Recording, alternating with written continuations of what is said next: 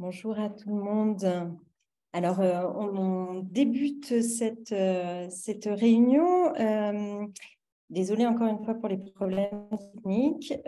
Bienvenue aux différentes participantes qui ont accepté de partager avec nous leur expérience ce soir.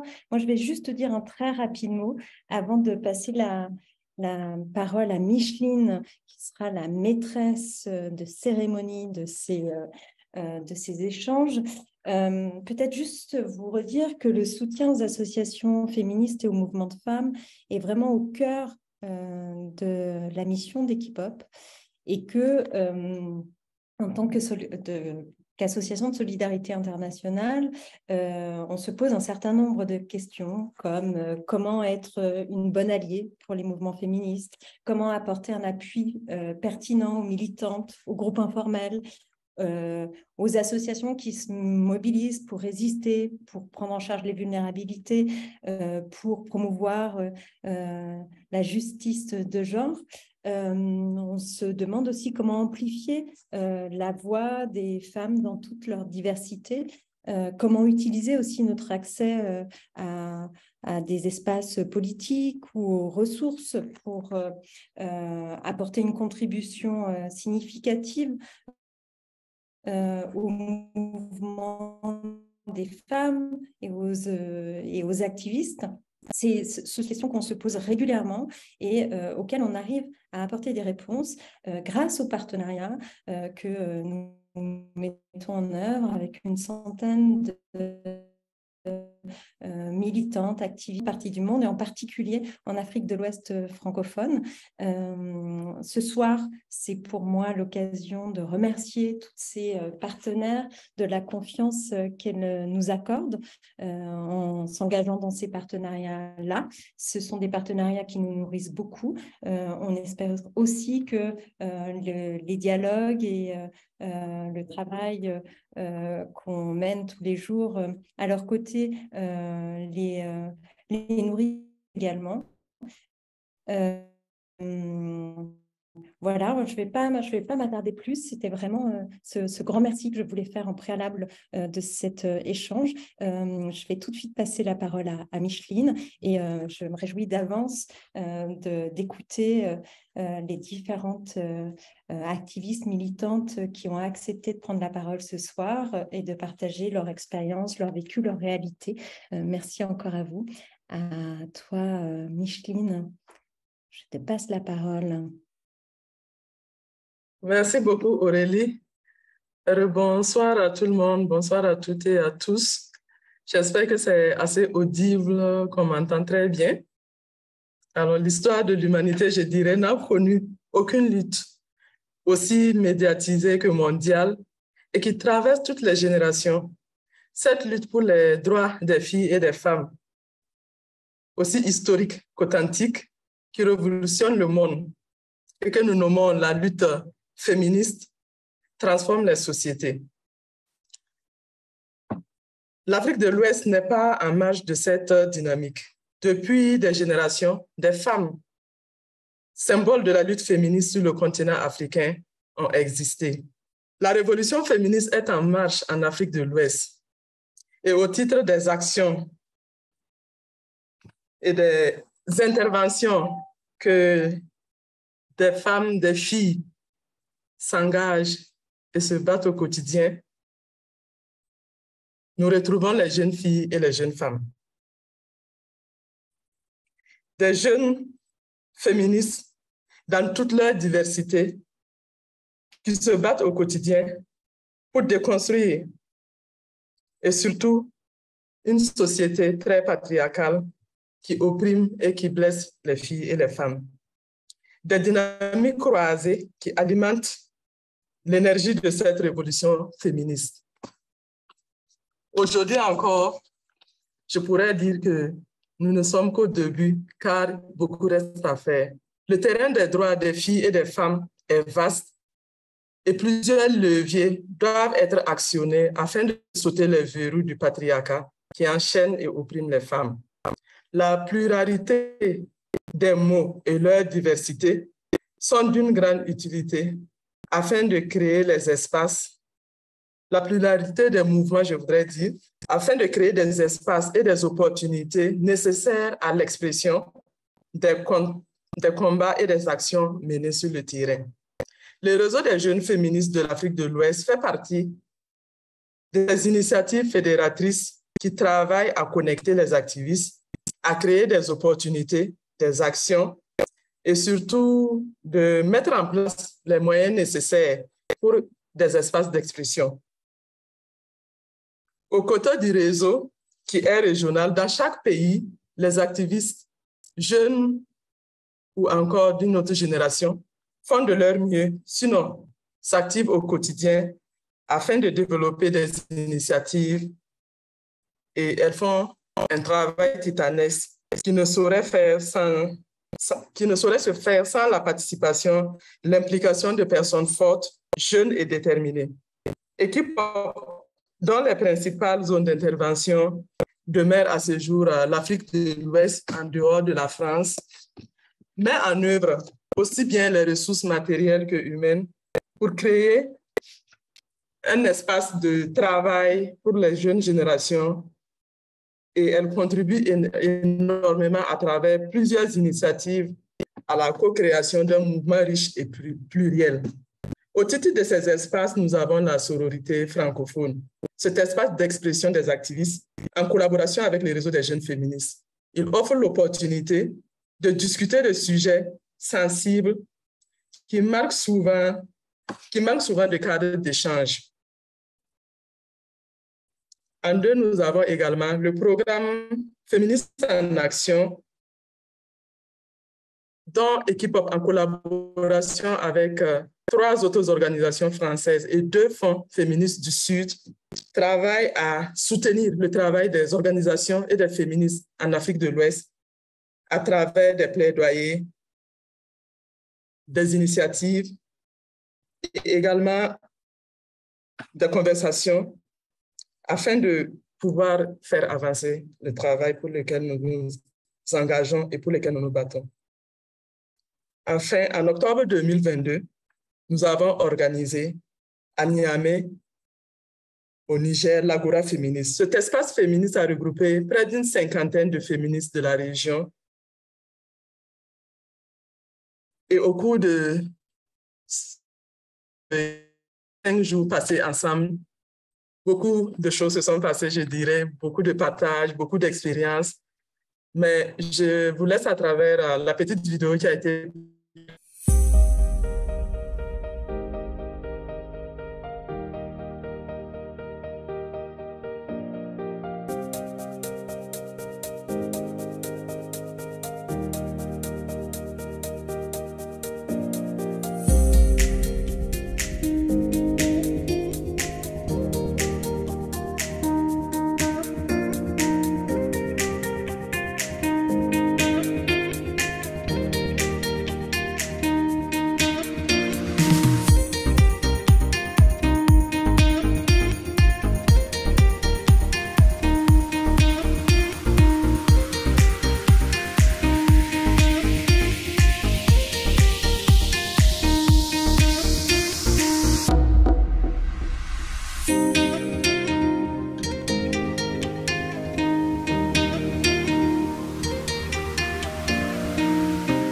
Feminism is a journey, and it takes a conscious effort to learn and to accept that you're still learning.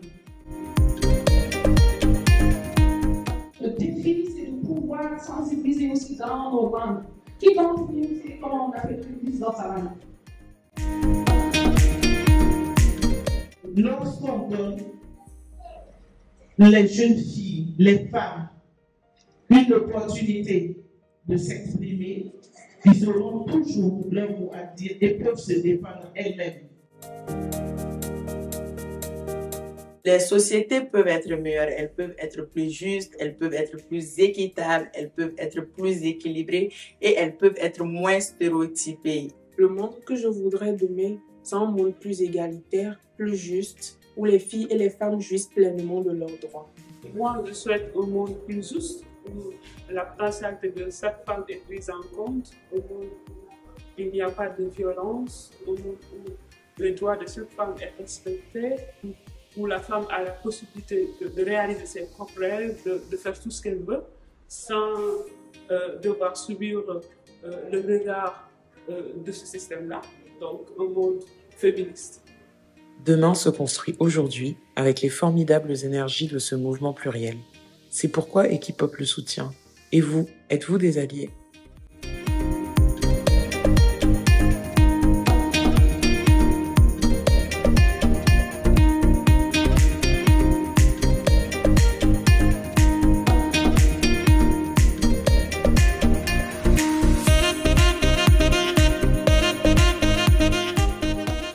C'est avec plaisir que je commence par Chanceline Mevoanou, qui va se présenter avant qu'on revienne aux deux autres. Chanceline, je te passe la parole. Bonsoir à toutes et à tous. Merci beaucoup. Alors, je m'appelle Chanceline Gladys Mevoanou. Je suis militante féministe béninoise et basée au Bénin. Je suis la coordonnatrice de JFAD, Jeune Fille Actrice de Développement, qui est un jeune collectif féministe basé au Bénin qui œuvre pour les droits des filles, le renforcement des droits et santé sexuelle et reproductive, l'élimination des violences basées sur le genre et le démantèlement du patriarcat en tant que système d'oppression des filles et des femmes. Et je suis très ravie de faire partie de cette conversation. Merci beaucoup, Chanceline. Et comme tu l'as dit, tu travailles depuis le Bénin à faire bouger les lignes, à impacter fortement notre génération à travers beaucoup d'actions. Et nous sommes intéressés que tu nous partages ce qui te tient beaucoup à cœur, le sujet sur lequel tu travailles et qui te passionne, qui t'engage, afin que les autres aussi puissent apprendre de ces expériences. Merci beaucoup, Micheline. Alors, je m'investis beaucoup dans l'éducation populaire féministe parce que je crois au pouvoir de l'éducation, de révolutionner les consciences et aussi de transformer les normes et les habitudes.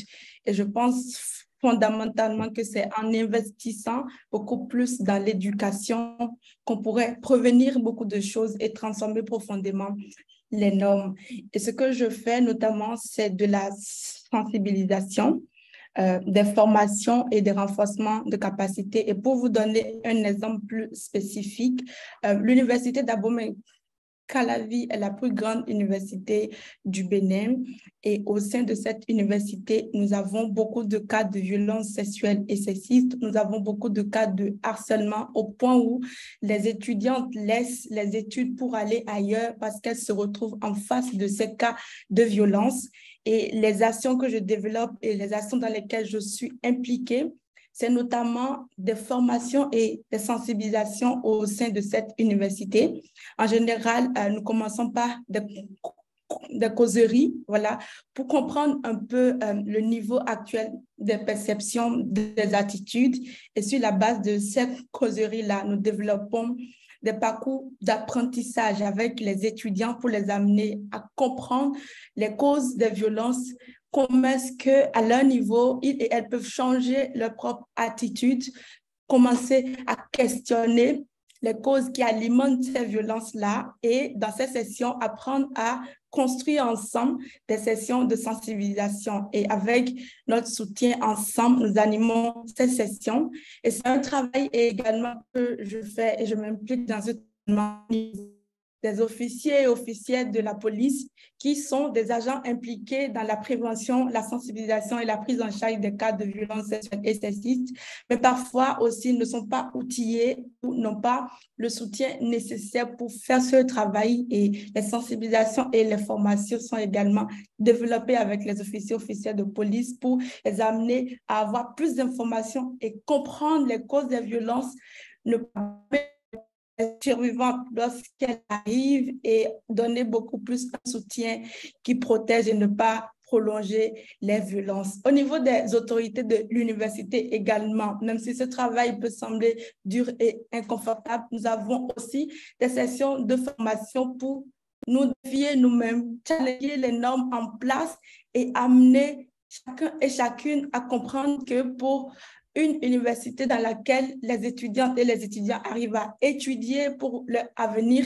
nous voulons des espaces sains, ne pas être confrontés à la violence et pouvoir étudier plus sainement. Et nous faisons ce travail avec l'université. Et nous avons au sein de l'université l'Observatoire du genre qui appuie les sessions que nous organisons, qui facilite l'organisation de ces sessions-là afin que le message puisse arriver à passer. Donc, je m'implique essentiellement dans ces actions avec un focus sur une approche qui va au-delà du fait de donner tout simplement de l'information, mais de comprendre pourquoi est-ce que ces violences arrivent et de voir que ce sont des cas de violence qui s'inscrivent dans des inégalités plus globales et qu'il est urgent d'agir et ne pas être un pont pour ces violences-là. Merci. Merci beaucoup, Chanceline. Je pense que vous l'aurez compris, Chanceline s'investit beaucoup contre les violences sexistes à l'endroit des filles et des femmes. Elle fait un travail formidable au niveau du Bénin et surtout au sein des espaces où les filles et les femmes sont les plus représentées. Que je vais présenter est une personne qui s'investit beaucoup à travers son art pour défendre les droits des filles et des femmes. Fatou, tu as la parole. Je te laisse te présenter à notre public. Merci, Miss Lynn. Bonsoir à tout le monde. Donc, je m'appelle Fatou Wade Hassan. Je suis journaliste de formation, militante féministe et fondatrice de Warka TV. Warka TV, qui est une plateforme de production de contenu féministe, je peux le dire ainsi, parce qu'elle vise à visibiliser les femmes, mais également promouvoir le droit. Merci. Alors, merci beaucoup, Warka. Autant que Chanceline, nous sommes intéressés de savoir comment, à travers ton art, à travers cette plateforme que tu as créée, tu arrives à impacter tes sœurs, tes frères sur les questions de violence et surtout les questions de droits des filles et des femmes au niveau du Sénégal. Ouais, en fait, l'idée est venue d'un constat, parce qu'en tant que journaliste, déjà, je me suis rendu compte personnellement que la manière dont nos médias traditionnels traitent les informations qui concernent les femmes n'était pas carrément juste. Et je me suis rendu aussi compte qu'il n'y avait pas assez de visibilité des femmes. En tout cas, la manière dont on montrait les femmes, ce n'était pas assez entre guillemets, assez importante, parce que souvent, c'est les femmes qui occupent des plateaux pour parler de séduction, parler de maison, parler d'autres choses. Et quand c'est important, véritablement, on montre les hommes qui discutent des choses importantes comme l'économie, la science, et ainsi de suite. Et donc, moi, en tant que journaliste, j'avais déjà un problème avec ça. Je me suis dit que non, c'est impossible d'intégrer des rédactions où tu ne peux pas faire grande chose parce que la ligne éditoriale est déjà établie et que tu ne peux pas faire grande chose. Donc, c'est ainsi que je me suis dit qu'on va mettre en place cette plateforme-là pour raconter les histoires de notre point de vue féministe, essayer de déconstruire ensemble. Parce que dans la déconstruction, dans la lutte, il est important de noter le rôle que les médias jouent, parce que les médias ont cette possibilité-là d'influencer, de contrôler, entre guillemets, l'opinion, parce qu'il y a une bonne partie des personnes qui se limitent à ce que les médias disent pour se faire une idée. Donc, c'est à partir de là que nous avons créé Warka TV, qui est aujourd'hui la première plateforme quand même de production de contenu purement féministe. Et là, on est en train ici au Sénégal, en tout cas, de donner plus de voix aux femmes, de visibiliser les violences qu'il y a, que ce soit des violences conjugales ou des violences économiques et ainsi de suite, aussi de faire la couverture de toutes les manifestations féministes, parce que pour nous, il est important de montrer ce que les féministes font ici au Sénégal, parce qu'il y a pas mal d'activités qui se passent, il y a des festivals, il y a des salons de livres, il y a beaucoup d'initiatives. Et pour nous, c'est une occasion de montrer ça, de permettre aux autres personnes qui ne sont pas au Sénégal de pouvoir vivre ça. Mais avant ça, nous avons fait ce qu'on appelle des wartan, on organisait des wartan. Et les wartan, l'objectif, le wartan, ça veut dire conversation. Qu'est-ce qu'on mettait dedans? On appelait des personnes en fait qui sont des féministes. On a fait des wartan avec des professeurs, des premières quand même personnes qui se sont battues pour qu'il y ait du féminisme au Sénégal, si je peux le dire ainsi, pour qu'elles puissent nous expliquer ce qu'était le féminisme. Parce que c'est un terme, comme un peu partout au monde, galvaudé. Nous, en tant que jeunes, en venant dans ce chantier-là, on avait du mal à avoir les bonnes définitions, qu'est-ce que cela veut dire, et ainsi de suite. Et donc, nous avons commencé par faire des discussions, par faire des conversations pour revenir sur ce sujet-là, afin de permettre aux autres jeunes qui veulent s'engager de savoir sur quoi ils s'engagent. et également de traiter les sujets de violence, de revenir sur ce qu'était exactement une violence, les harcèlements, et ainsi de suite. Parce que des fois, il y a des gens qui vont vous dire que moi, je ne me suis jamais rendu compte que j'étais victime d'harcèlement et tout ça. Donc, pour nous, il était important de mettre des mots, de mettre des images, de mettre des images sur ce que les femmes vivent. Et c'est ainsi que nous avons créé Warka TV. Et je pense que depuis lors, on a fait pas mal de choses et que ce qui nous rend encore beaucoup plus fiers et que de plus en plus, on voit d'autres initiatives similaires ici au Sénégal. Donc, ça montre qu'il y a un besoin et que les gens aujourd'hui commencent à s'intéresser à ce que nous faisons. Et carrément, aujourd'hui, on peut dire que nous sommes en train quand même de vulgariser toutes les initiatives qui se passent ici au Sénégal, allant dans le sens de promouvoir et de défendre les droits des femmes. Oui, allô Warka. Oui. Merci beaucoup pour ton intervention. Et nous l'aurons compris, l'importance de la communication et des outils de communication dans le travail qu'abattent les féministes chaque jour. Cette communication qui permet de visibiliser les violences, mais également de mobiliser et surtout d'adresser les bonnes questions, que ce soit à la population, aux autorités, ou aussi les différents acteurs. Partager également l'information auprès de toutes et de tous. La troisième personne que je vais présenter, Marie-Paul Okri. Elle est ivoirienne féministe, une personne énergique, très engagée, qui travaille également et s'investit en faveur des droits des filles et des femmes au niveau de la Côte d'Ivoire. Elle ne monnaie pas son féminisme et je vais la laisser prendre la parole pour se présenter et aussi partager son combat qu'elle mène sur le terrain en Côte d'Ivoire. Okri, tu as la parole. Merci, Micheline. Bonsoir à toutes et à tous. Voilà, je suis Marie-Paul Okri, activiste féministe, membre fondatrice de la Ligue ivoirienne et responsable en charge du département social. Je suis par ailleurs technicienne agronome et élève ingénieur en agronomie.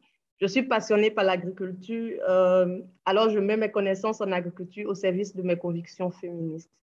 Voilà, c'est un peu moi. Et désolée, je ne peux pas mettre ma vidéo parce que j'ai un souci de connexion, donc je priorise l'audio. C'est pour cela que vous ne me voyez pas. Merci beaucoup, Okri. Je pense que tu peux poursuivre avec le combat féministe que la Ligue abat chaque jour sur le terrain en Côte d'Ivoire. La Ligue est une organisation féministe, voilà, qui est née en 2019 pour donner une réponse aux violences sexistes et sexuelles que les femmes subissent en Côte d'Ivoire. Nous militons contre les violences, contre le mariage forcé, le viol, les agressions sexuelles, les violences conjugales, la déscolarisation des jeunes filles, les scissions. Et aussi, nous militons pour l'émancipation financière et émotionnelle des femmes.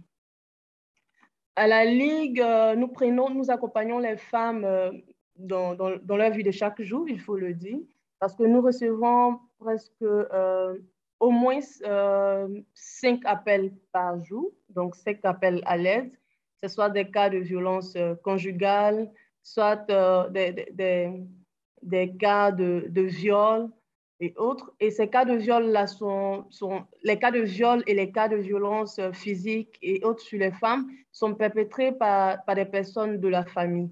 Et donc, ce qui rend quand même notre tâche assez difficile. La Ligue procède donc comme suit par les sensibilisations. On se dit que si les personnes sont sensibilisées en fait aux conséquences des abus, aux conséquences qu'ont les abus sur les femmes et sur le développement du pays, ces personnes-là pourront changer leur façon de voir et donc ne plus banaliser ces questions-là. Donc, nous intervenons dans la sensibilisation, nous intervenons dans l'accompagnement juridique, dans l'accompagnement psychologique, dans l'accompagnement médical. Donc, lorsque les suivantes viennent à nous, on les accompagne à l'hôpital parce qu'il faut les accompagner. Quand elles vont seules, malheureusement, on est face à des personnes qui ne sont pas vraiment éduquées sur la question. Et donc, il y a une brutalité avec laquelle elles sont accueillies, ce qui les rend vraiment réticentes. Donc, on travaille au niveau de la sensibilisation, au niveau de l'accompagnement et au niveau des formations parce qu'on se dit qu'il faut donner des réponses holistiques au VBG pour pouvoir les éradiquer de notre société. Merci. Alors, merci beaucoup, Okri, pour cette petite introduction. Et nous allons revenir plus en détail sur l'engagement de nos panélistes. Il faut dire que pour avancer, il faut aller ensemble.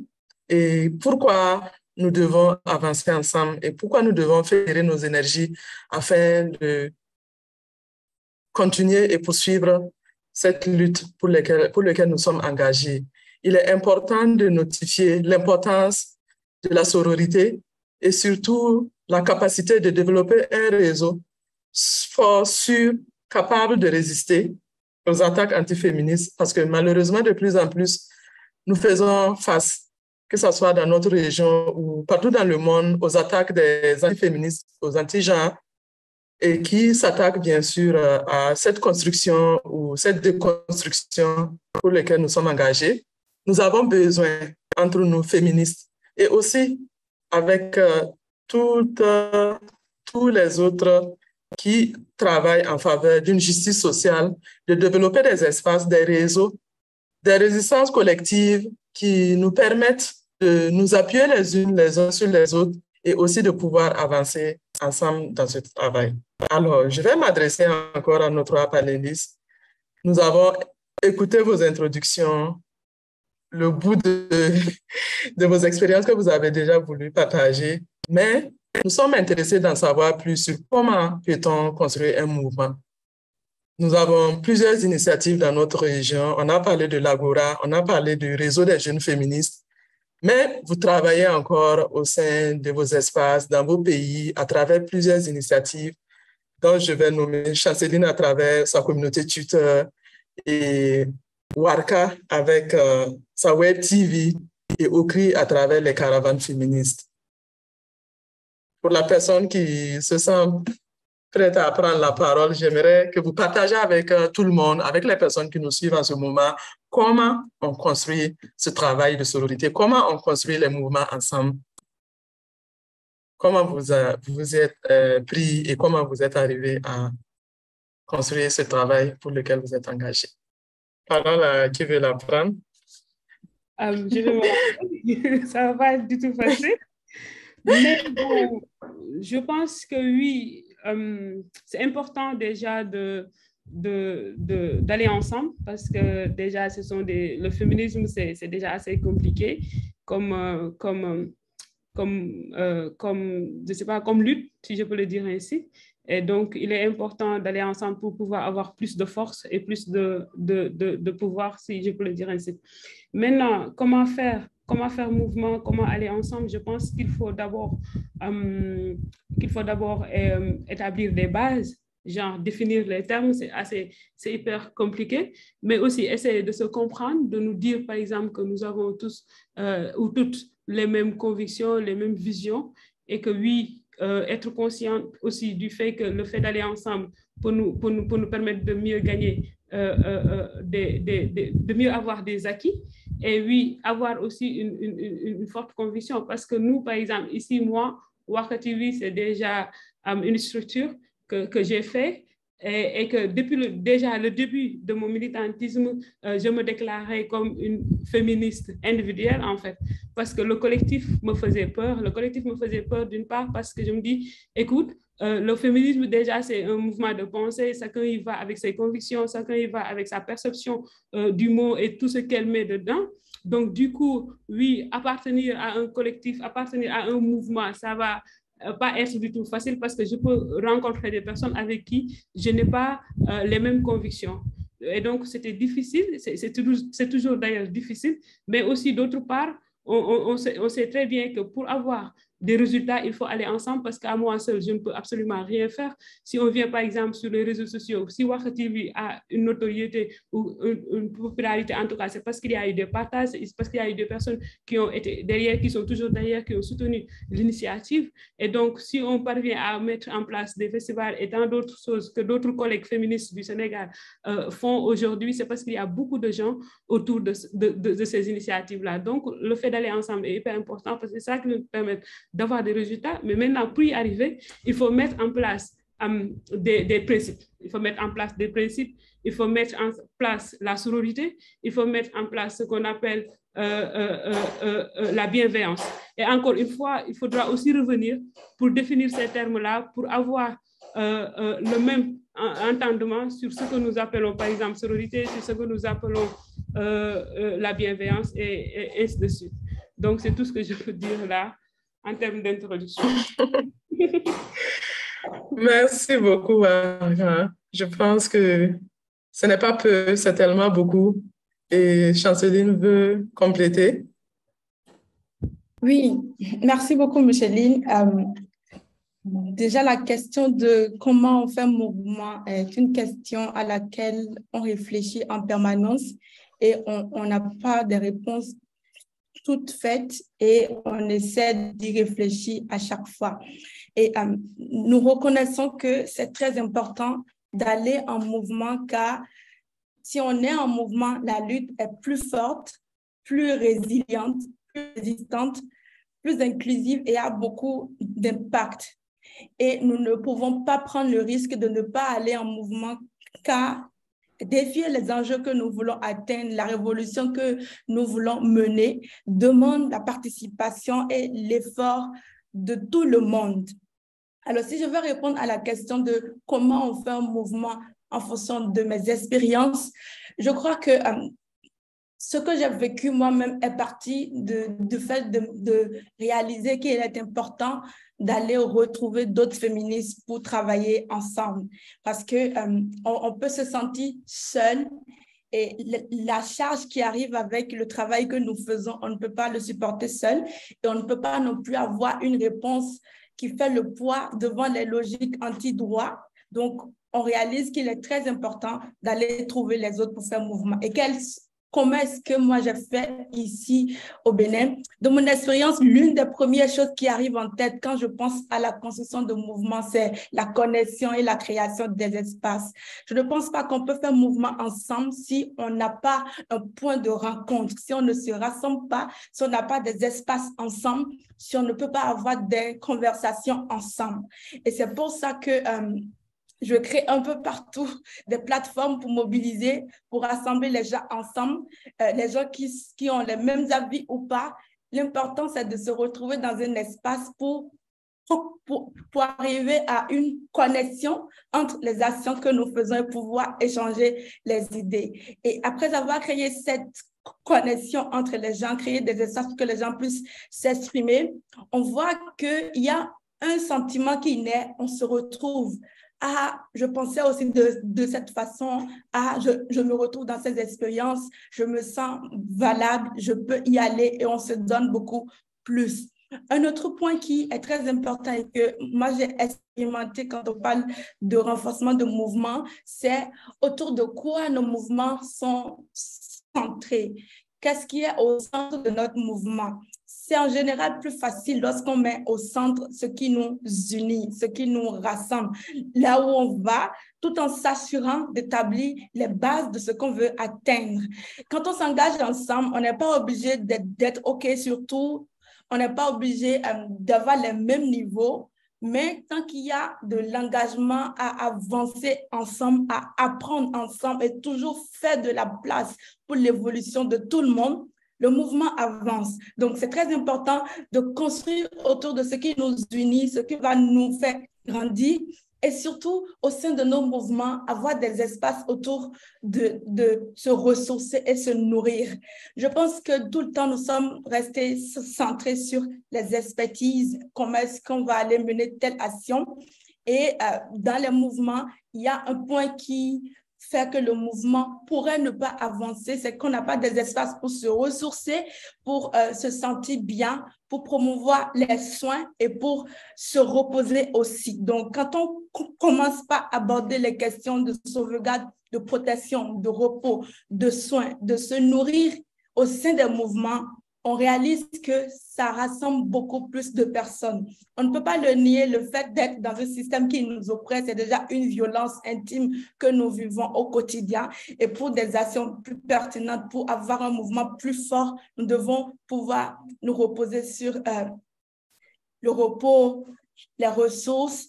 Et pour donner un exemple, on voit que la question d'explorer les écrits féministe, de réfléchir ensemble. La littérature est une question qui rassemble beaucoup. Il y a eu au Bénin une féministe qui faisait des lectures sur Twitter et on voit une communauté autour pour venir écouter, se ressourcer, renouveler sa pensée. Donc, ce sont aussi des stratégies que nous utilisons. Et je vais aborder deux derniers points.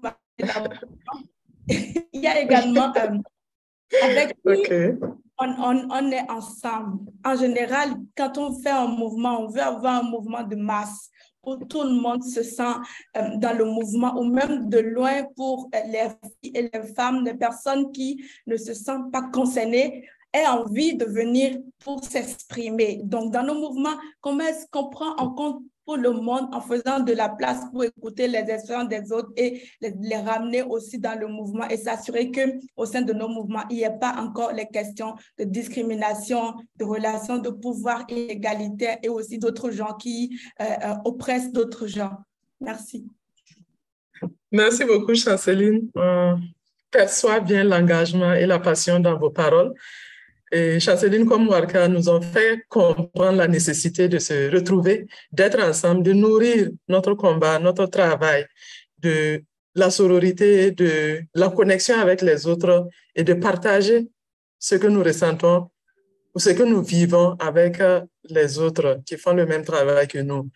Okri, en Côte d'Ivoire, fait un travail formidable avec les femmes. Elle a tantôt parlé des personnes survivantes de violences, je pourrais dire, mais ça ne s'arrête pas là. Et avec d'autres activistes, elle et ils essaient de construire un mouvement féministe en Côte d'Ivoire et Okri va nous partager sur comment les stratégies, elles y arrivent et comment elles arrivent à travailler ensemble, à construire ce mouvement ensemble. Okri, tu as la parole. J'espère que ta connexion te permet de parler. Oui, ça va, ça va. Merci, Micheline. Il faut dire qu'on a un intérêt commun, le respect de nos droits, alors il est important de se mettre ensemble pour avoir plus de voix. Et donc, déjà, la sororité en Côte d'Ivoire, c'est la création de la Ligue, c'est-à-dire la Ligue part d'une mise ensemble de féministes qui ont compris qu'il faut se mettre ensemble pour travailler. Avec les membres fondatrices de la Ligue, nous nous sommes connus sur Internet. On a remarqué qu'on dénonçait les mêmes causes, on défendait les mêmes causes, on dénonçait les mêmes méfaits. Et donc, nous nous sommes mis ensemble et on a créé la Ligue. Et depuis lors, sans prétention aucune, on peut voir ce qu'on a accompli en Côte d'Ivoire et aussi un peu partout. Donc, on s'est dit que nous devons nous mettre ensemble pour donner de la voix. Nous devons nous mettre ensemble pour faire changer les choses, pour faire bouger les choses.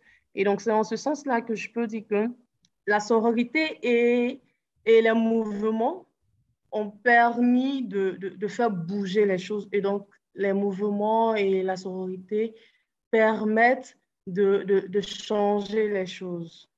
Comment il faut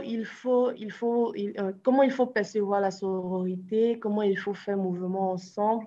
Je pense que c'est en écoutant tout le monde. Voilà, les deux premières intervenantes l'ont dit. On n'a pas vraiment... il faut être courtois, c'est-à-dire avec les autres femmes et tout. Surtout, il faut accepter les désaccords. Voilà, il faut accepter les désaccords. Et lorsqu'on a un point commun, il faut se mettre là-dessus et se battre pour ce point commun-là, ce qui veut dire qu'il faut se battre pour l'égalité. Ou lorsqu'on a une femme, par exemple, qui est battue, on tait nos indifférents et tout, ou nos différents, et on se met à lutter pour ces femmes-là. Et c'est comme ça que ça marche en Côte d'Ivoire. C'est-à-dire, on peut ne pas être d'accord sur un sujet, mais lorsqu'il y a un cas de violence, lorsqu'il y a un cas de viol et tout, toutes les féministes ivoiriennes, qu'elles soient de la Ligue, qu'elles soient d'une autre organisation, on se met toutes ensemble et on fait front pour faire changer les choses. Je ne sais pas si vous connaissez Yves Dombela, c'est un animateur télé ivoirien, sur la télé ivoirienne. il y a eu à mimer en fait le viol, à faire mimer le viol sur la télévision. Et donc nous toutes, c'est-à-dire les féministes de la Ligue, les féministes actuelles, Stop au chat noir, Goutte rouge, toutes les féministes de la Côte d'Ivoire se sont levées pour dire non, que ça ne passe pas. Et nous sommes sortis le lendemain de façon spontanée, c'est-à-dire, moi, je suis rentrée dans les inbox pour dire aux gens que demain, on doit sortir pour aller devant. Nous sommes sortis spontanément. C'est-à-dire, on a un but commun et se mettre ensemble pour travailler. Merci. Merci beaucoup, Okri. Merci pour ces réponses formulées. Je pense que de toutes vos 3 interventions, on perçoit bien la nécessité d'aller ensemble. Comme on le dit souvent, l'union fait la force. Nous avons besoin d'aller main dans la main ensemble, malgré nos diversités, malgré nos contradictions, et pour avancer dans ce combat-là contre les violences faites aux filles et aux femmes, et surtout pour les droits et pour l'épanouissement des filles et des femmes. Qui dit regroupement, dit diversité. Nous avons une diversité de femmes, différentes catégories de femmes, mais comment arriver à fédérer, à impliquer, à avoir un mouvement intersectionnel, à avoir un mouvement inclusif qui prend en compte les besoins spécifiques de toutes les filles, de toutes les femmes, que ce soit les femmes qui sont en milieu rural, en milieu urbain, les femmes défavorisées, les femmes démunies, mais également les femmes avec des diversités, des questions, des orientations sexuelles diverses, des catégories sociales, des personnes vivant avec un handicap. Nous avons besoin d'aller avec tout le monde. Et quand on parle de défendre les droits des filles et des femmes, c'est toutes les femmes, toutes les filles incluses. Comment on arrive à travailler ensemble? Quelles sont les stratégies que vous utilisez? Quelles sont les initiatives? Quel chemin emprunter? Comment vous arrivez dans votre travail, dans votre pays, à avoir tout le monde sur les mêmes espaces, dans les mêmes initiatives pour construire ce mouvement pour lequel vous êtes engagés? Nous sommes intéressés d'apprendre encore de vos expériences sur ces différentes questions. Non, vas-y, Warka, c'est toi qui étais la première à vouloir parler. OK. En fait, déjà, il faut noter que nous ne sommes pas toujours d'accord. Et déjà, il faut prendre ça en compte parce que chacun a ses propres convictions, chacun a sa propre perception de la chose. Et aussi, il faut savoir que quand on parle d'intersectionnalité, faire de sorte que ça soit inclusif, il faut faire taire beaucoup de choses. C'est-à-dire, il faut déconstruire le système, parce que nous sommes nés et grandis dans des localités, dans des régions différentes, certes, mais nous partageons tous et toutes la même réalité. Et donc, nous avons été éduqués dans un système où il y a déjà l'inéquité, il y a déjà le capitalisme, il y a déjà beaucoup de choses qui est en nous, parce qu'on nous a éduqués ainsi. Et je pense que pour pouvoir faire des choses ensemble, il faut désapprendre, il faut déjà rompre avec toutes ces pratiques-là. C'est-à-dire, quand nous nous retrouvons dans un espace où il y a plusieurs personnes, de ne pas se dire que je vais venir enseigner, je vais venir partager, de ne pas avoir en tête qu'il n'y a que mes idées qui sont valables, il n'y a que moi qui dois dire quelque chose, les autres doivent écouter, de ne pas oublier de prendre en compte le ressenti des autres. Parce que souvent, parfois on peut le faire sans s'en rendre compte. Par exemple, venir quelque part, penser qu'on va venir faire apprendre des gens et que oui, ce que l'autre va penser n'est pas important, ce que l'autre croit n'est pas trop important, c'est moi qui ai le monopole de la connaissance, du savoir et tout ça. Quand on fait ça, on ne peut pas évoluer dans un mouvement comme le féminisme. Et encore, je le répète, c'est un mouvement de pensée. Quand je parle de mouvement de pensée, c'est-à-dire il n'y a pas de dogme, il n'y a pas de réalité préconstruite, il n'y a rien du tout. Chacun est venu avec ses propres motivations. Donc, comment faire de sorte qu'on puisse aller ensemble en sachant que chacun est venu avec sa propre préoccupation. Et ça, c'est déjà apprendre à faire taire les divergences, à transcender les choses que nous ne partageons pas, mais tout en transcendant ça, tout en cherchant à avoir, par exemple, des priorités, entre guillemets, on ne doit pas perdre de vue la priorité de tout un chacun. Donc, du coup, on va essayer d'identifier ensemble, par exemple, ici au Sénégal, il y a eu beaucoup de choses qui se passent par rapport, par exemple, quand on a voulu avoir la loi sur la parité, je ne vais pas dire que c'était des initiatives purement féministes, mais en tout cas, c'est féminine et féministe. Toutes les femmes étaient d'accord, que même si elles n'ont pas les mêmes obédiences politiques, même si elles ne viennent pas des mêmes localités, elles ont toutes été d'accord sur le fait qu'on doit avoir une loi sur la parité. Et quand on a été ensemble, on a eu cette loi. Par exemple, quand on a eu la loi qui criminalise le viol, à l'époque, il y a eu tant d'autres choses que chacun ou chacune pouvait dire que oui, il faut, mais il faut travailler sur ça. Mais quand on a senti la nécessité de pousser l'État pour que l'État puisse promulguer une loi qui criminalise le viol, on a toutes été ensemble, malgré tout. Les femmes qui se déclarent comme féministes ou non, tout le monde était ensemble. Aujourd'hui, il y a eu ce qui se passe, qui est une actualité par rapport à un groupe d'hommes.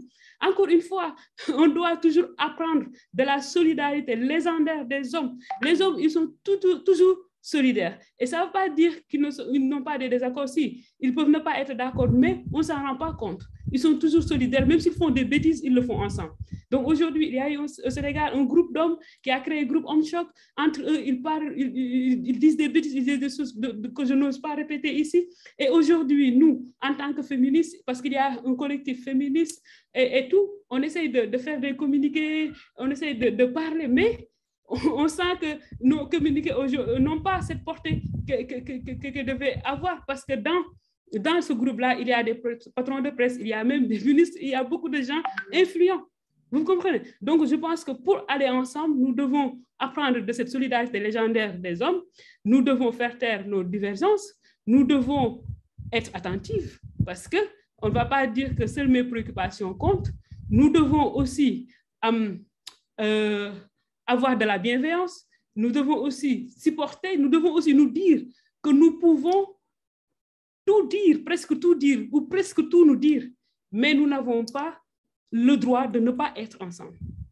Donc, je pense que ce sont des choses que nous-mêmes, qu'on n'a pas encore intégrées totalement et qu'on apprend au fur et à mesure en déconstruisant, en allant ensemble et qu'on puisse se dire que nous sommes dans une quête et que oui, rien n'est encore totalement acquis et que nous devons aller ensemble en déconstruisant, en transcendant les divergences. Et je pense que c'est ainsi qu'on peut parvenir à avoir d'autres victoires qui nous attendent. Merci beaucoup, Waha. Je pense que je retiens de ton intervention un seul mot, la solidarité, qui résume tout, qui résume notre humanité, qui résume notre amour les uns envers les autres. Et c'est très, très important. Je pense que c'est un des leviers importants pour construire ces mouvements forts que nous voulons construire et surtout pour arriver à déconstruire et surtout à bouter le patriarcat hors de notre région, de nos vies. Il y a Okri qui a demandé la parole. Donc, on va passer à Okri le temps de revenir à Chanceline. Si je ne me trompe pas, c'est bien ça, Okri?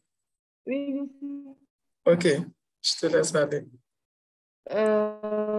Pour répondre je répète la question, voilà, comment construire un mouvement ensemble? Comment avancer malgré nos diversités, nos divergences? Comment aller main dans la main dans la sororité, dans la solidarité, comme l'a dit Waraka?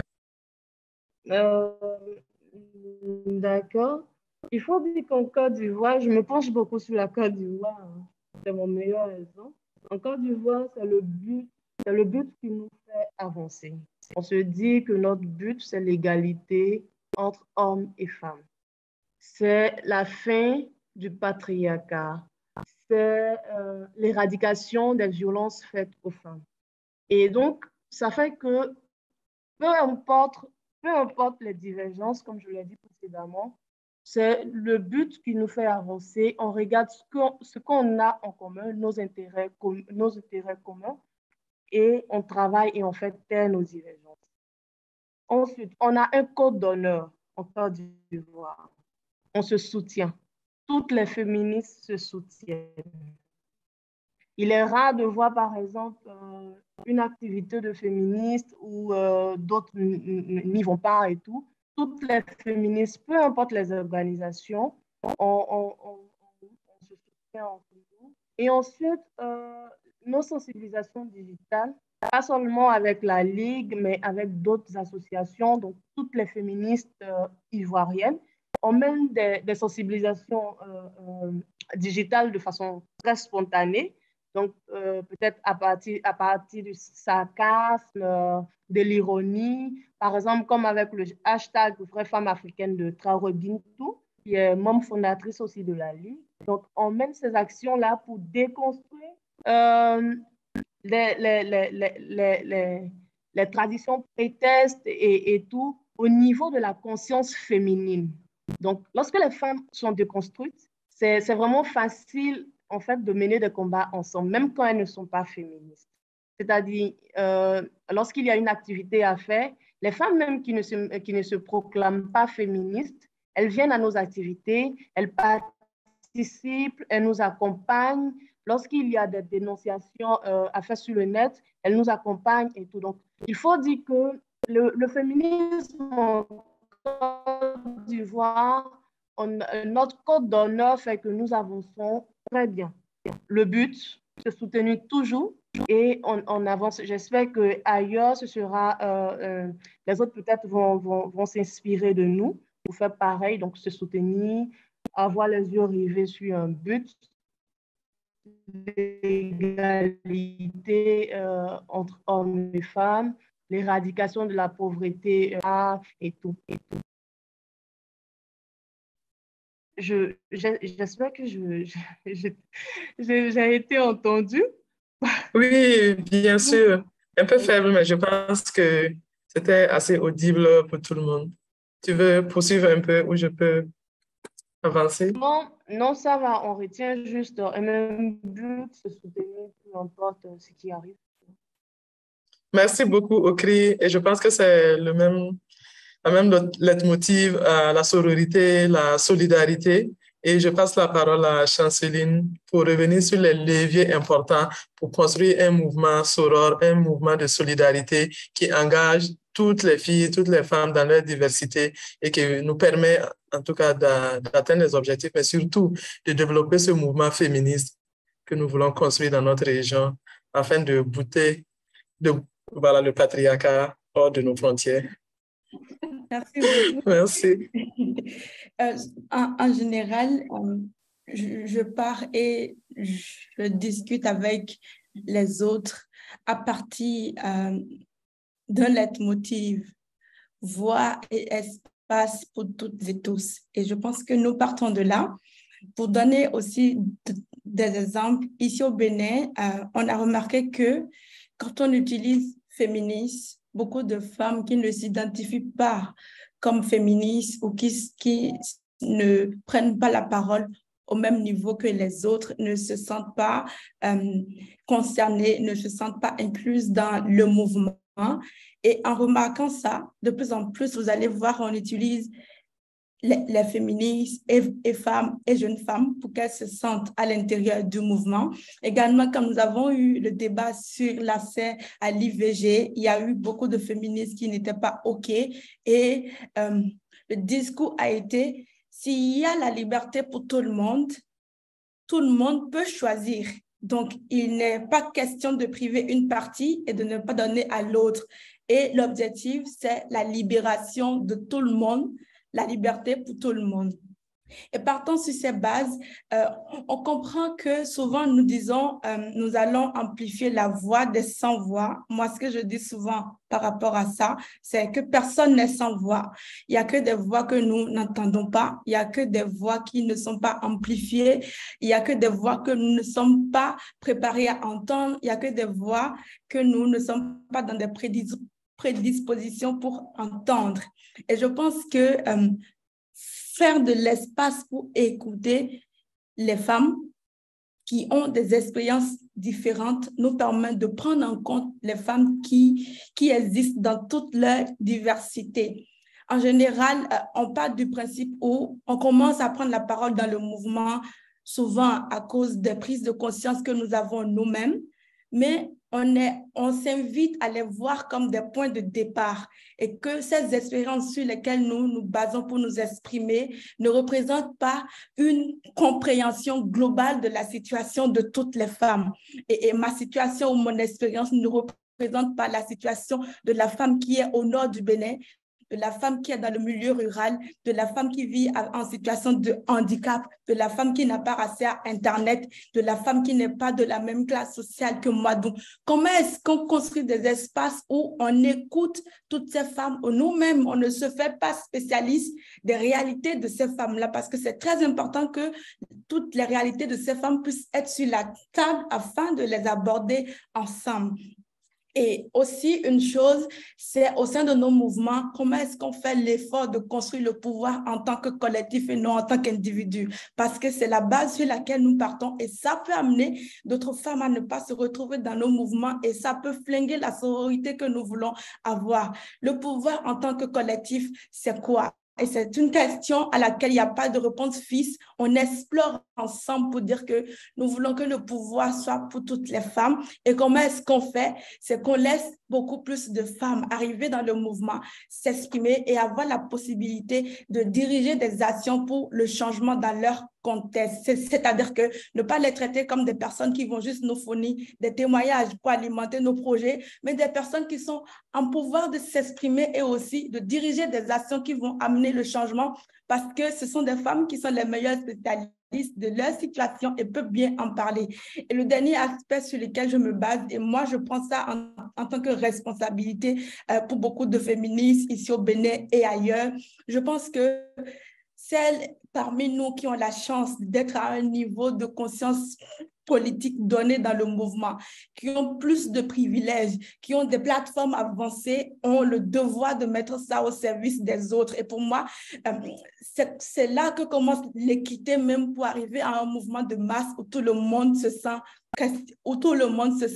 dedans, où on développe la sororité. C'est-à-dire comment est-ce que je mets moi mes privilèges au service de la cause que nous défendons, si j'ai plus de ressources, si j'ai des plateformes, si j'ai plus d'espace, comment est-ce que je l'utilise pour faire monter d'autres femmes dans la conscience que c'est en montant toutes que nous allons arriver à repousser le patriarcat et à le démanteler. Et c'est exactement une question qui n'est pas simple, je ne le dis pas, le dire ainsi, ça peut paraître simple, mais c'est un engagement de tous les jours à explorer la question ensemble et réfléchir à trouver des réponses, comment est-ce que nous-mêmes, nous nous remettons en cause et nous analysons nos biais. Moi, en tant que Chanceline, d'autres féministes, en tant qu'elles me m'arrivent dans d'autres espaces, elles viennent avec beaucoup de biais que nous ne questionnons pas souvent et sans le dire, ça crée un environnement où d'autres femmes ne se sentent pas à l'aise, n'ont pas envie de s'engager dans le mouvement ou n'ont pas la possibilité de pouvoir s'exprimer et exister dans ce mouvement en toute équité. Donc, comment est-ce que nous nous remettons en cause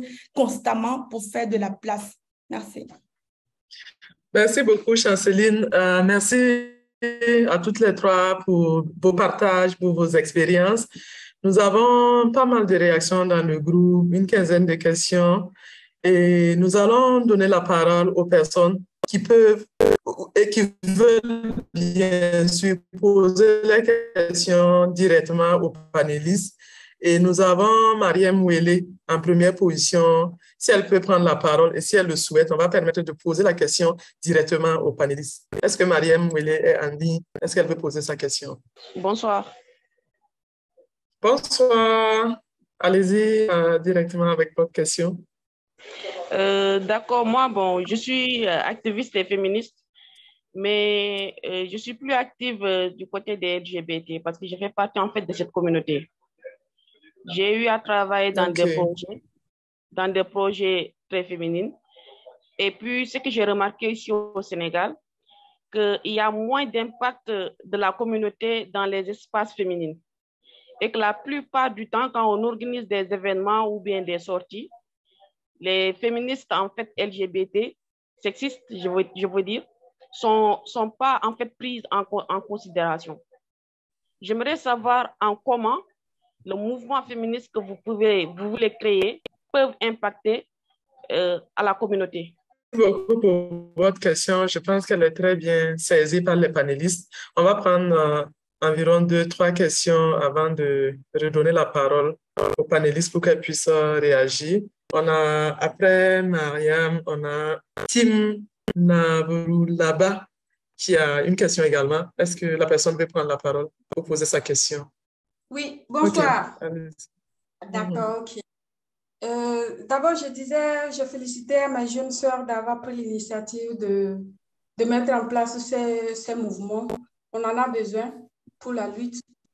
D'abord, il y a une chose que moi, j'ai milité dans plusieurs mouvements au début, avant même la fin de mon cursus. Il y a toujours ce problème-là qui se présente et je voulais savoir si leur mouvement qu'elles mènent, les mouvements, est-ce que ça leur permet de se nourrir? Est-ce qu'à part le mouvement, elles ont des activités ailleurs? Dans ce cas, comment elles arrivent à concilier les deux? La troisième question, c'est de savoir comment elles arrivent à mobiliser les jeunes générations, la jeune génération à intégrer pleinement ces mouvements, parce qu'on sait que les jeunes aujourd'hui ne sont pas vraiment intéressés par rapport à tout ceci. Ils sont plus focalisés sur chercher, se trouver de l'argent, se nourrir.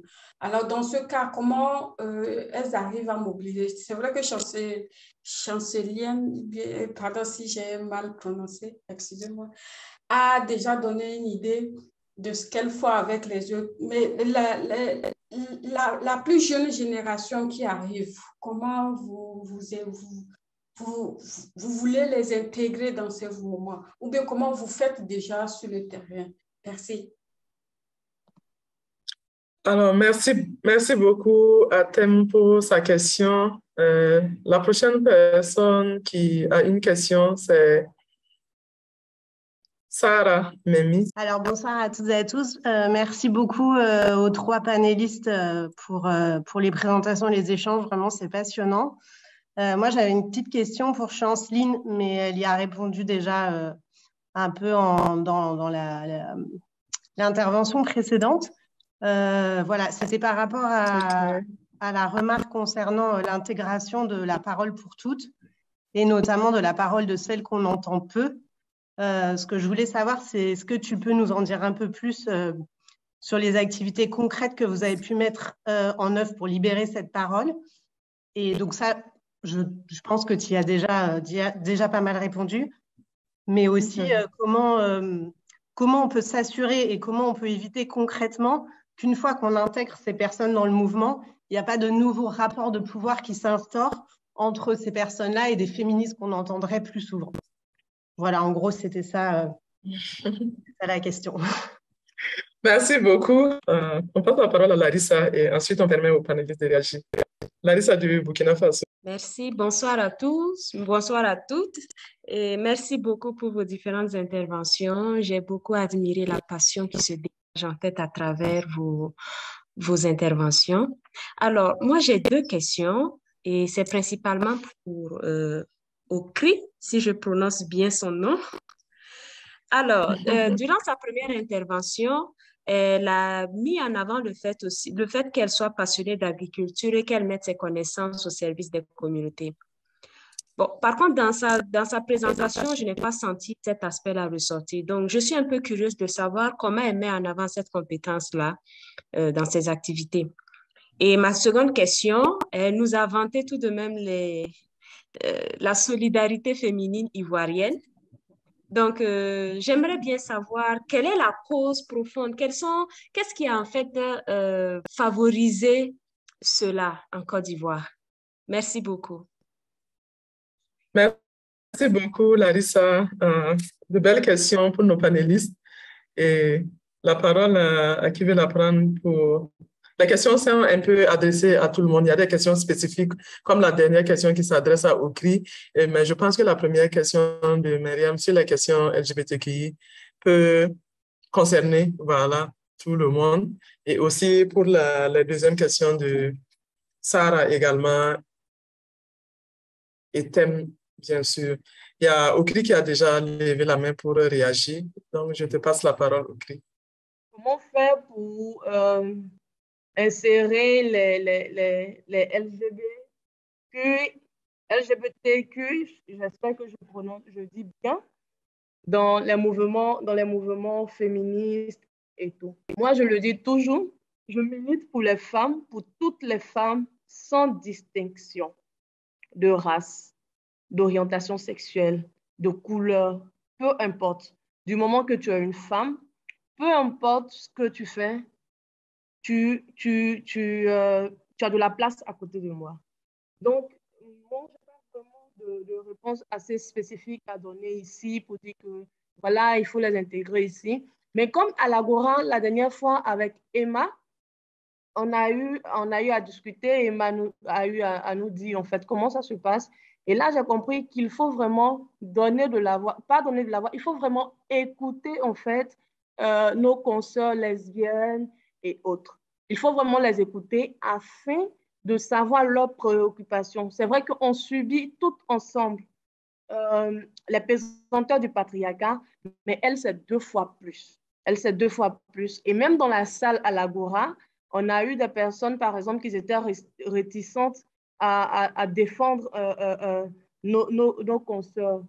Donc, il faut vraiment les écouter et savoir, en fait, comment elles aimeraient qu'on combatte avec elles, comment elles aimeraient qu'on fasse des activités avec elles. Et tout, moi, par exemple, je suis ouverte. Et même à la Ligue, nous sommes ouvertes, en fait, à collaborer avec tout le monde. Et notre slogan à la Ligue, c'est « Pour ne plus qu'elles soient seules, pour ne plus jamais que les femmes soient seules ». Donc, dans femmes, il y a tout. C'est toutes les femmes sans exception. Donc, il n'y a pas vraiment de préalable. Du moment qu'on en face une femme, elle est de facto acceptée avec nous ou auprès de nous à la Ligue. Merci beaucoup, Okri. Merci pour les éléments de réponse apportés. Chanceline Ouarha, est-ce qu'une d'entre vous veut bien répondre aux préoccupations partagées? Okri, je te reviens plus tard avec la dernière question de Larissa sur... Oui, bien sûr. Merci. Oui, Chanceline. Est-ce qu'on fait le tour des questions en même temps? Oui, okay. Oui, bien sûr. Okay. Pour la question de comment est-ce qu'on engage les plus jeunes, moi j'ai commencé à militer alors que j'étais encore très adolescente et aujourd'hui, une grande partie de mon travail se focalise sur les adolescentes et les élèves dans les collèges et tout. Donc, c'est vraiment quelque chose qui est au centre du travail que le collectif GIFAD fait. Et aussi, on encourage de plus en plus les organisations et les mouvements au Bénin à travailler et engager les plus jeunes, les adolescents, de sorte à les engager dans le mouvement et créer une conscience. Également, comment est-ce qu'on fait en sorte que les relations de pouvoir ne s'installent pas au sein des mouvements lorsqu'on a fait en sorte d'engager des femmes qui ne sont pas forcément celles que nous voyons tout le temps. Et je vais le développer juste en 3 petits points. Je pense qu'il est très important que nous nous remettons en cause parce qu'il y a des situations qui nous font réaliser qu'on n'est pas totalement déconstruit, même en tant que féministes, des relations inégalités de pouvoir et que nous pouvons être des oppresseurs des femmes dans certaines situations données. C'est difficile de le réaliser, mais c'est très important de le réaliser et faire ce travail de questionnement et remettre nos biais en question. Aussi, nous devons nous tenir redevables et responsables dans nos mouvements. Si nous voyons des participants dans le mouvement qui sont des sources d'oppression ou des sources de malaise pour d'autres, il doit y avoir de l'espace pour remettre ça en cause, les interpeller et exiger une redevabilité, une certaine responsabilité parce qu'il faut que le mouvement avance. Également, ça part aussi d'un engagement à instaurer une certaine équité. Je prends l'exemple des groupes de femmes qui ne sont pas des associations établies et tout, c'est de toujours faire en sorte que les ressources aillent à ces groupes et non uniquement aux organisations établies. Et ça part d'un engagement à militer pour que ces ressources soient basées sur des critères plus flexibles et qui donnent de l'argent à ces groupes de femmes pour que nous ne soyons pas toujours les personnes qui vont aller sauver les femmes, mais ce soit elles-mêmes qui mène le combat et que plus de personnes puissent arriver dans le mouvement. Il y a plusieurs façons dont nous pouvons faire ça, mais quelques points, et cela se repose sur l'éducation de tout le monde dans le mouvement, à avoir une conscience politique plus élevée, et comme ça, nous remettons en cause plus facilement nos propres biais. Et sur la question de qu'est-ce qu'on fait pour se nourrir et tout, moi, je suis communicante de formation et je travaille aujourd'hui en tant que consultante et créatrice de contenu avec les organisations, les fondations qui travaillent pour la justice sociale centrée sur les droits des femmes, l'égalité. Et je peux aussi apporter mon expertise sur des projets et tout pour gagner de l'argent. Auparavant, j'ai travaillé au Bénin et dans la sous-région sur le projet Nova Compte en tant que chargée de l'engagement digital auprès de la Fondation Batanga et j'étais rémunérée pour ça. Et actuellement, j'ai nouvellement commencé à travailler avec la plateforme EYALA en tant que créatrice de contenu en français et de l'engagement des féministes francophones. Et aussi, c'est une question importante que les militantes soient rémunérées pour leur expertise dans le mouvement et c'est également nécessaire. Merci. Alors. Merci beaucoup, Chanceline. Merci pour ce partage. Oui, je pense que je vais commencer par là où Chanceline a terminé. Moi, je suis réalisatrice, je suis journaliste de formation. Il m'arrive d'écrire des articles pour d'autres médias. Je fais aussi des productions de contenu, des vidéos, des films institutionnels, et ainsi de suite. C'est de ça que je vis. Parce que c'est carrément une question qui revient. Les gens nous disent, oui, vous les féministes, vous avez de l'argent, d'où ça vient, c'est le mouvement, c'est l'activisme et tout ça. Et ça fait croire à certaines personnes, en tout cas ici au Sénégal, que oui, que notre engagement, c'est parce qu'on nous donne de l'argent, c'est parce que c'est pour avoir du travail, en fait. Alors que ce n'est pas forcément ça. Mais nous nous servons de ce que nous savons faire pour défendre la cause. Oui, c'est ça. Par rapport à l'implication des personnes LGBT, je pense que nous, au Sénégal, par exemple, les féministes en tout cas, quand nous faisons nos activités et tout ça, nous ne sommes pas dans comment je veux le dire, genre, on ne met pas d'étiquette. On essaye de le faire d'une façon inclusive. On évite toutes les personnes. Et parce que quand nous parlons, on parle pour toutes les femmes, en fait. Pour toutes les femmes, on évite toutes les personnes. On essaye de faire de sorte que toutes les personnes puissent se sentir à l'aise. Donc, du coup, oui, c'est vrai, il faut le dire aussi qu'on ne les voit pas. Nous, en tout cas, moi, on ne les voit pas. Maintenant, il faudra peut-être qu'il y ait du travail à faire. On ne les voit pas. Mais en tout cas, nous, les activités que nous faisons, on le fait pour toutes les femmes et sans vraiment, sans une différence, quoi, si je peux le dire ainsi.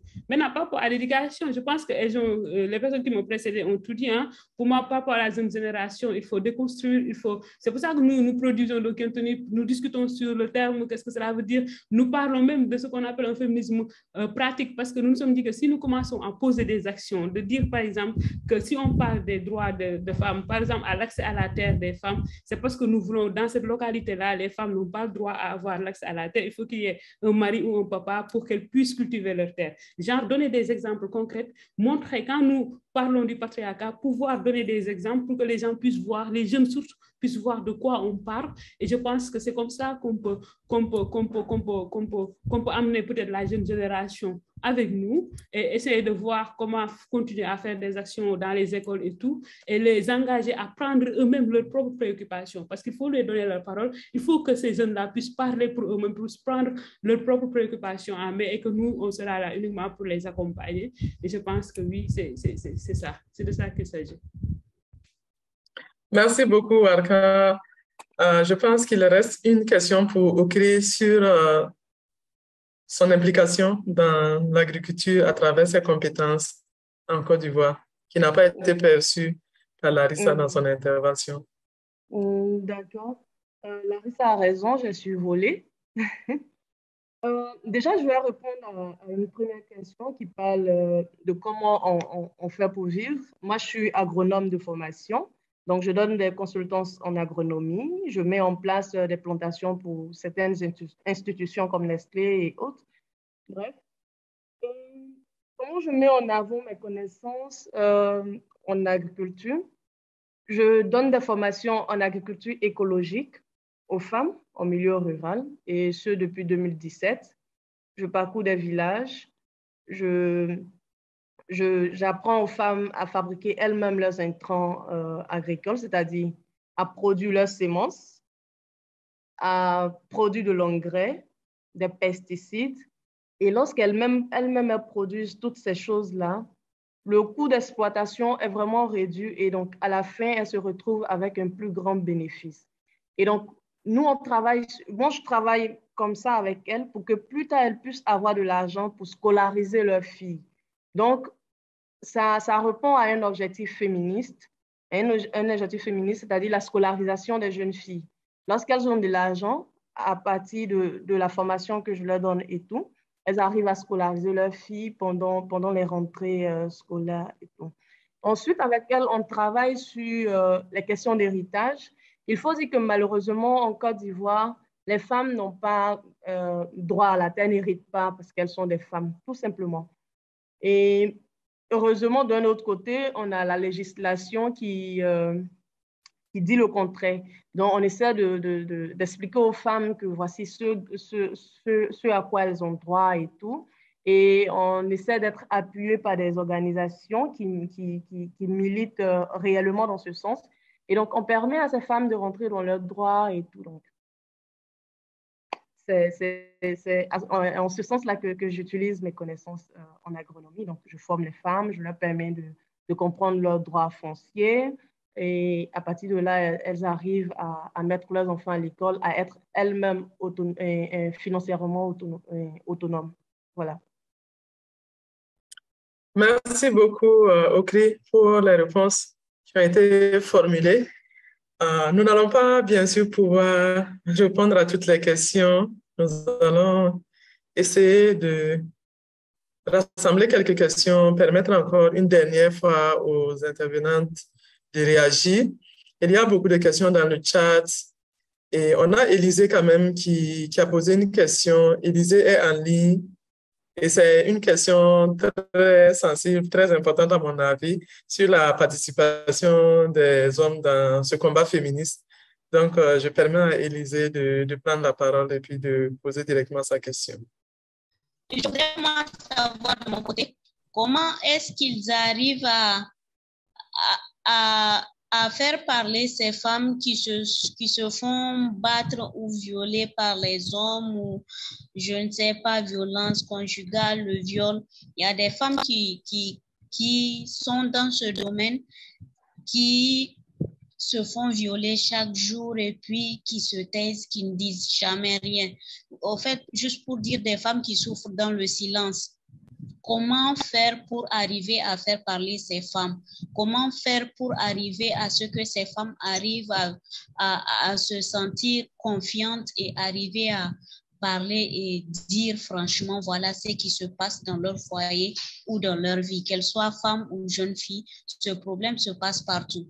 Donc, maintenant, comment est-ce qu'il faut arriver à ce que ces femmes-là arrivent à avoir le courage de se sentir confiantes et d'arriver à exprimer leurs problèmes ou ce qui se passe réellement dans leur vie. Merci.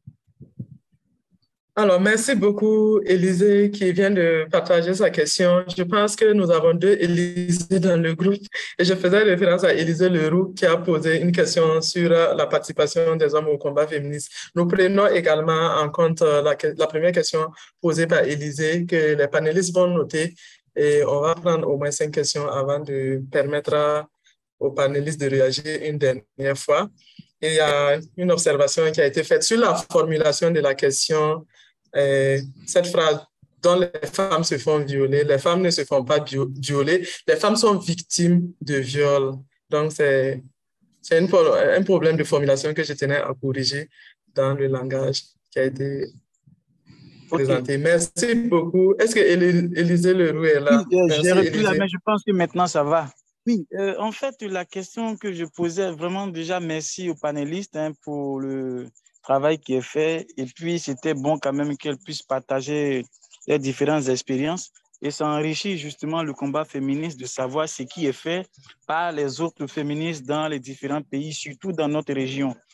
Là où je suis resté un peu sur ma faim, c'est que j'ai eu l'impression que la Ligue n'a pas vraiment débattu, n'a pas présenté tout ce qui est fait en Côte d'Ivoire et surtout à travers l'implication des hommes dans ces revendications, dans cette démarche, dans ce combat féministe-là. Donc, l'idée, c'était de savoir, à partir des différentes expériences, quelles sont les stratégies qui marchent, qui pourraient marcher pour que, justement, on puisse avoir une grande base d'hommes qui s'engagent dans le féminisme, d'autant plus que aujourd'hui, les femmes sont victimes du patriarcat et ce sont les hommes qui sont dépositaires de ce patriarcat-là. Comment est-ce qu'on fait pour changer les choses? C'était ça ma question. Merci beaucoup, Élisée. Question très pertinente. Je dirais déjà que l'expérience partagée par OCRI, vu que nous n'avions pas suffisamment de temps, on a demandé à chaque panéliste de partager une expérience. Nous savons que les expériences sont très vastes, très riches, mais on ne peut pas tout partager en une seule fois. Et donc, OCRI devait se focaliser sur une seule expérience pour partager. Sinon, nous n'aurons pas tout le travail abattu en Côte d'Ivoire par tous les activistes, les hommes comme les femmes, pour faire avancer les questions des droits des femmes. Je pense que la question est très pertinente, très centrale, et toutes les trois pourront revenir bien sûr sur comment prendre en compte, impliquer, intégrer les hommes dans ce combat féministe. On va permettre, il y a trois questions qui ont été, deux questions, mais quand même une grande question qui a été posée. Il y a Okri déjà, il y a Janine qui est là, je ne sais pas si elle peut parler. Bonsoir mes soeurs, merci beaucoup pour cette réunion. Je félicite les soeurs intervenantes qui ont partagé leur expérience et tout. Ma question, je voudrais juste savoir, j'ai écouté les soeurs, j'ai constaté que les questions sur lesquelles elles travaillent le plus, c'est les questions de sensibilisation sur les DSSR, les violences basées sur le genre, le harcèlement et tout. Mais j'étais restée sur ma soif.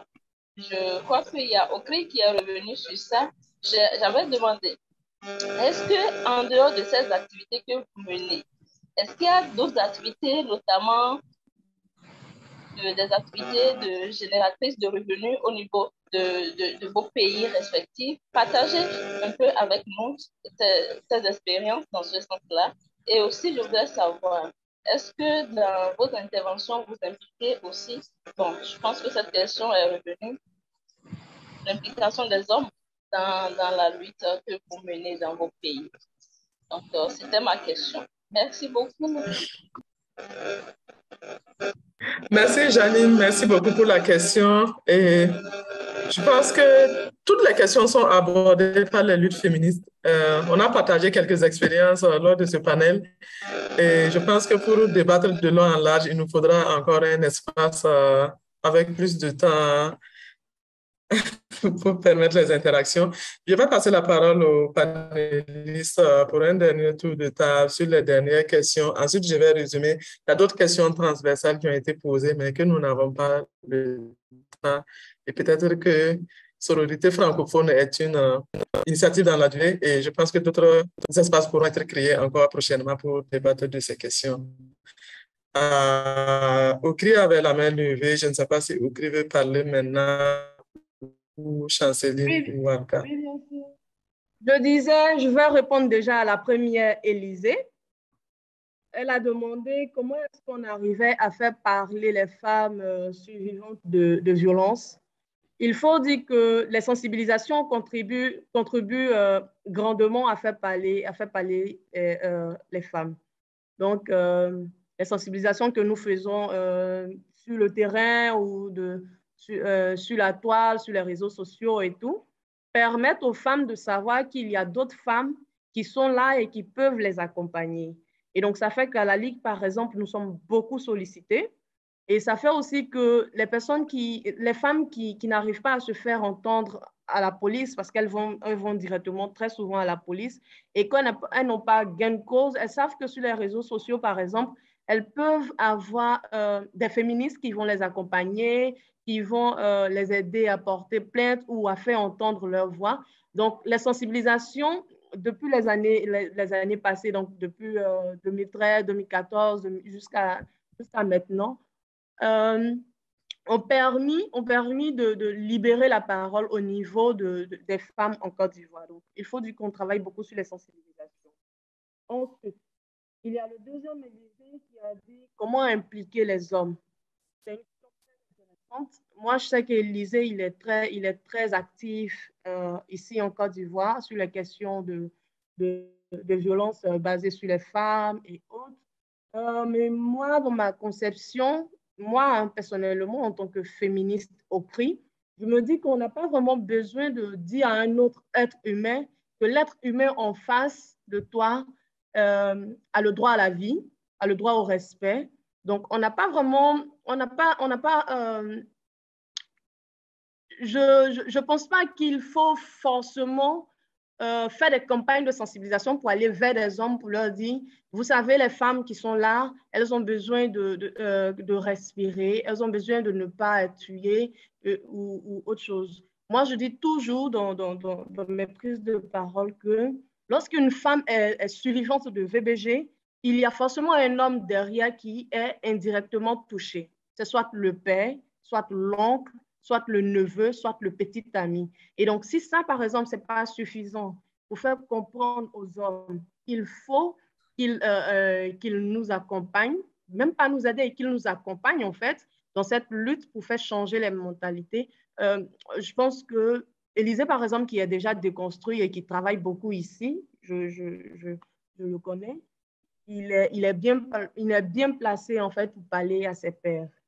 Donc, je disais que pour la troisième intervenante qui demandait si on faisait des d'AGR, oui, à la Ligue, on en fait. On fait des formations en agriculture, comme je l'ai dit. Moi, je mets mes compétences au service des femmes. On fait des formations en transformation agroalimentaire. Donc, on part dans les villages, on apprend à ces femmes-là à transformer en fait leurs produits, les produits de leur champ, afin de leur permettre de conserver plus longtemps leurs produits. Et là, on fera face on ne fera pas face à des pertes post-récolte, en fait. Et ensuite, on donne des formations en pâtisserie. Là, on prépare déjà des formations, par exemple, en pâtisserie, pour apprendre à des femmes, par exemple, déscolarisées, de pouvoir se former et avoir un métier. Voilà. Donc, on fait assez d'activités génératrices de revenus, et bon, mais beaucoup plus en milieu rural. Il faut dire que les activités, malheureusement, lorsque le gouvernement veut faire des activités, c'est beaucoup plus axé en milieu urbain. Et donc, nous, par exemple, on a pris sur nous de partir en milieu rural, c'est-à-dire dans des zones même où les véhicules n'arrivent pas. Il m'arrive souvent de faire 2 jours avant d'arriver dans un village. Donc, toutes ces femmes-là, par exemple, sont prises en compte dans nos activités à la Ligue. Merci. Merci beaucoup, Okri. Un dernier mot en même temps, on n'aura pas le temps de revenir. J'ai vraiment été heureuse de partager mon expérience, de parler de sororité, de parler de mouvement féministe, surtout après l'activité à Niamey. Et donc, j'espère qu'on aura assez d'espace comme ça pour partager nos expériences avec d'autres féministes, pas forcément moi et tout, parce qu'il faut écouter tout le monde, je le dis. Et il faudrait qu'on soit concentré sur notre but, qui est l'égalité. L'égalité entre hommes et femmes, l'égalité des genres, voilà. Et taire nos divergences pour élever la voix pour les femmes, par exemple, qui parlent mais qui ne sont pas entendues. Merci. Merci beaucoup, Okri. Il y a déjà Waka qui est positionné. Je te passe la parole. Oui. C'est un potentiel de femme. Voilà. Donc, pour les questions par rapport à la prise en charge, comment on fait parler les survivantes de violences, c'est un peu délicat parce que parfois, c'est des questions privées qui ne nous concernent pas directement et tout le temps en parlant avec des survivantes, on a accès à leur vie privée en étant des personnes externes. Et donc, c'est vraiment pas facile et que parfois, elles ne veulent pas parler. Souvent, je dis aux gens, il peut y avoir des survivantes de viol qui ne veulent pas parler. Et je pense que nous aussi, nous devons davantage accepter cette position-là, de vous dire que oui, j'ai été victime de ceci, j'en suis consciente, mais je ne peux pas parler. Je ne veux pas, et essayer de les accompagner dans leur silence, même si on sait que ce n'est pas ça qui va régler le problème, mais parfois, il peut nous arriver de nous retrouver dans ces situations-là. Il y aura aussi d'autres personnes qui vont vouloir parler, et dans ce cas, moi, par exemple, en tant que communicante ou réalisatrice, en tout cas, on va tout faire pour essayer de masquer l'anonymat si elle ne veut pas apparaître, mais aussi essayer de raconter l'histoire d'une façon juste et du point de vue de la survivante. Parce que souvent, ce que nos médias traditionnels font, c'est d'être dans le sensationnel, essayer de donner plus de détails, essayer d'être dans le voyeurisme, quoi. Ce ne sera plus l'histoire en tant que telle qui va nous intéresser, mais plutôt comment toucher les gens sensibles pour pouvoir faire de ça un fait divers. Et je pense qu'il faudra beaucoup sensibiliser sur ça et essayer de prendre en compte vraiment le ressenti de ces femmes-là. Et nous, on essaie en tout cas, mais on est aussi consciente que oui, on va tout le temps apprendre pour pouvoir améliorer les choses. Maintenant, l'autre chose, c'est par rapport à la participation des hommes. Genre, moi personnellement, et ça me concerne, hein, je ne crois pas trop au féminisme des hommes. Ça, je le dis. Ben, j'ai beaucoup d'amis, il y a des hifoshi, il y a des gens qui sont là. Je leur dis, ils peuvent être des alliés, ils peuvent être sensibles à la cause, ils peuvent vraiment avoir de la volonté, mais ils ne peuvent pas être des féministes. Pourquoi je dis ça et ça m'engage? Pour moi, ils ne sont pas assez concernés. Parce que quand on parle de féminisme, c'est nous, les femmes, qui subissons des injustices. Et dans ce contexte-là, quand je parle de l'homme, ce n'est pas homme en tant que personne, mais homme en tant qu'entité favorisée au détriment des femmes dans un système patriarcal. Donc, c'est comme si on se disait que, allez, viens, on va s'organiser, on va être un groupe pour te déposséder ou pour te prendre une part de ce que tu as. Parce que eux, une bonne partie, en tout cas, en fait, ils se disent que oui, vous les femmes là, vous venez pour prendre ce que nous avons, quoi. Pour moi, étant dans cette situation-là, étant éduquée en tant qu'homme avec tout ce que cela implique, si tu n'es pas assez déconstruit, tu ne peux pas être féministe. Ou si tu es féministe parfois aussi, c'est là que du féminisme circonstanciel. Parce qu'il arrivera des moments où ta position d'homme dans un système va revenir et vous allez dire, ah, vous les femmes, ou sinon ils vont venir avec ce regard-là, patriarcal, avec ce regard paternaliste, et ils vont dire que oui, vous savez, vous les femmes, je suis venue pour vous aider, je suis venue pour vous accompagner, ou dire que oui, parce qu'il y a mes mamans, il y a mes sœurs, et nous, et je parle encore en contextualisant, moi qui suis du Sénégal, parce que souvent les hommes qui nous accompagnent, ils nous disent oui, nous sommes là parce que vous savez, moi, ma maman, quand on leur demande de parler de leur engagement, ils nous parlent de leur maman ou de leur fille, comme s'ils n'étaient pas en mesure de nous respecter en tant qu'humains, en tant que femmes. Et donc, tenant compte de toutes ces choses-là, et parfois on peut avoir aussi des surprises, parce que tu vas voir un gars qui va vous dire que oui, je suis hifoshi, et je rappelle que notre président est un hifoshi, alors que sur 30 ministres, on n'a que 8 femmes. Ouais. Donc, vraiment, c'est des choses qui me font penser que dans leur féminisme, il peut ne pas y avoir de la sincérité, que dans leur féminisme, il peut ne pas y avoir assez d'engagement, et que nous, femmes et féministes, si nous voulons aller de l'avant, nous devons apprendre à compter sur nous, et puis oui, à se battre, à être au-devant. Et puis oui, s'ils viennent, OK, ils peuvent être, qu'on se dise que oui, ils peuvent être sensibles, ils peuvent être cool, mais ce ne sera pas à eux de porter le combat jusque là où nous voulons aller. Et c'est ça, mon dernier mot. Merci beaucoup, Waka. Je pense que c'est une pensée partagée quand même par les féministes. Les femmes portent le féminisme, les hommes sont des alliés, les hommes accompagnent, mais n'ont jamais porté le féminisme à notre place. Merci beaucoup, merci pour ce partage. Chanceline, je te passe la parole. Oui, merci beaucoup. Je vais aussi finir par la question de l'engagement des hommes et je vais juste ajouter que sur la question de est-ce que nous menons des activités génératrices de revenus, au Bénin, on mène beaucoup d'actions. Il y a des organisations qui mènent des actions sur des activités génératrices de revenus pour les femmes, mais au sein de GIFAT, ce que nous faisons, c'est de beaucoup miser sur l'acquisition de compétences pour les filles et aussi l'accès des filles aux espaces de prise de décision. Donc, c'est vraiment sur ces questions-là que nous travaillons en termes d'autonomisation.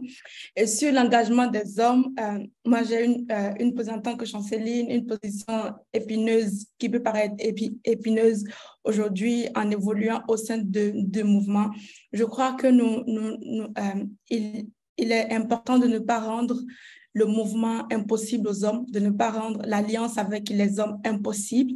Et c'est une expérience que je vis avec le réseau des féministes du Bénin et je vois qu'on peut partir des hommes déjà engagés honnêtement, concrètement et activement dans des actions au sein du mouvement pour arriver à faire résonner le discours selon lequel l'oppression des femmes est enracinée aujourd'hui dans le pouvoir des hommes et la position sociale des hommes. Et pour la libération des femmes, les hommes ont besoin de remettre en cause leur position au sein de ce système, sinon il n'y a pas de libération. Donc, comment est-ce qu'on arrive à avoir ce débat où les hommes, au même titre que les femmes, se remettent en cause au sein de ce système parce que nos oppressions sont enracinées dans leur pouvoir et la domination masculine fait partie aujourd'hui des violences que les femmes subissent. Donc, je pense que c'est très important d'avoir un mouvement où les hommes ont de l'espace pour se remettre en cause, essayer d'apprendre et de déconstruire aussi, et tout en faisant attention au fait qu'ils n'arrivent pas dans le mouvement en tant que personnes qui vont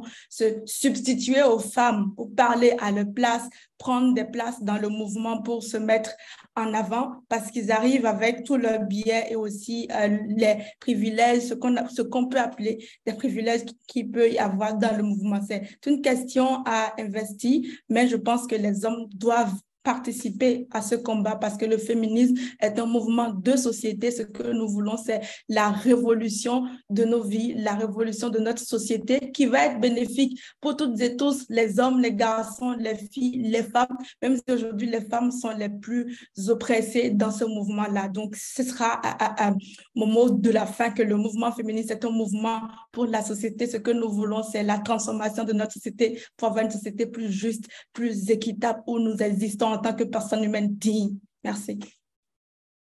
Merci beaucoup, Chanceline. Le féminisme est avant tout un mouvement inclusif qui prend en compte toutes les diversités et toutes les composantes de la société. Merci beaucoup.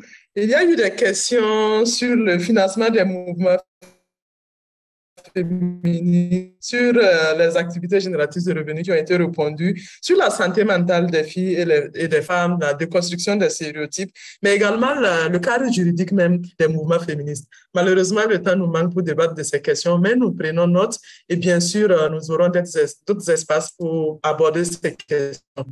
Je voudrais remercier tout le monde, remercier les panélistes et merci encore pour ce temps d'échange très court, mais riche en diversité, en expérience. Et félicitations déjà pour le travail qui est fait. Beaucoup reste à faire et nous restons engagés pour l'atteinte des objectifs et surtout pour la fin du patriarcat dans nos vies et partout dans le monde, pour le bien-être des filles et des femmes. Merci, ce fut un plaisir. Merci à tout le monde. À très, très bientôt et bonne soirée. Merci beaucoup.